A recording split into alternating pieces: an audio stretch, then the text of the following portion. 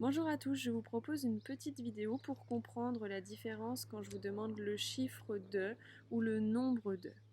Alors déjà, il faut savoir que pour le chiffre, ça va forcément être un nombre compris entre 0 et 9. Parce que je vous rappelle que les chiffres, c'est 0, 1, 2, 3, 4, 5, 6, 7, 8 et 9.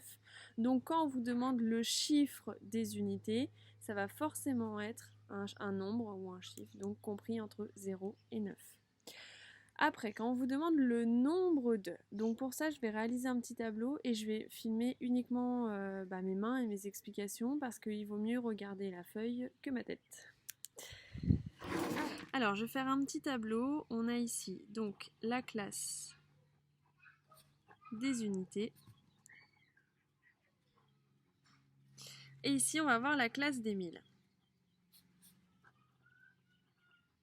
Je vous rappelle que 1000 ne prend jamais d'S. Donc, dizaines, centaines. Donc là aujourd'hui je vous ai proposé un exercice où les nombres sont plus petits que 1000. Donc on ne va pas pour l'instant servir de la classe des 1000, on va uniquement servir de la classe des unités. Si je vous donne comme nombre par exemple 531, donc 531 il y a 5, le chiffre des centaines est 5, le chiffre des dizaines est 3, le chiffre des unités est 1.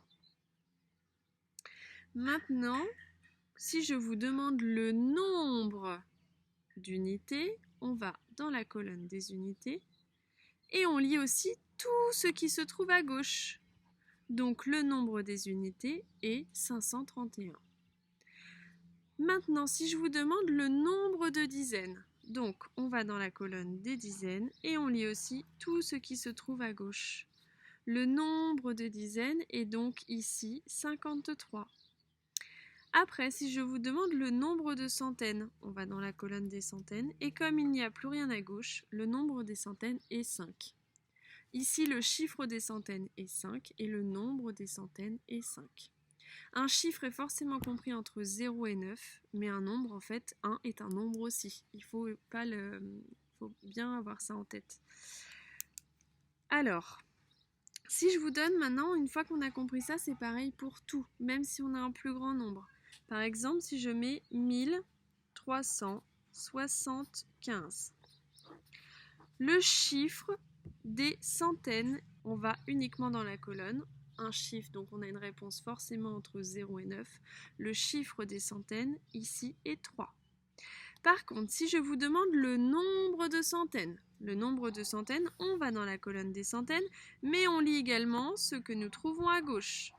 Le nombre des centaines est 13 ici. Si je vous demande le chiffre des unités de 1375, le chiffre des unités sera 5. Par contre, si je vous demande le nombre d'unités dans ce nombre, on va prendre la colonne des unités et on va lire aussi tout ce qu'il y a à gauche. Le nombre d'unités sera donc de 1375. J'espère que cela est clair. Si jamais vous avez encore des questions, vous n'hésitez pas à revenir vers moi. Et si jamais vous n'avez pas pu assister à la classe virtuelle et que vous sentez que vous avez besoin d'explications en direct et de vous entraîner avec moi, n'hésitez pas. Et dans ce cas-là, nous programmerons un moment où vous êtes disponible pour échanger ensemble et voir avec moi directement si je peux vous aider lors d'une classe virtuelle.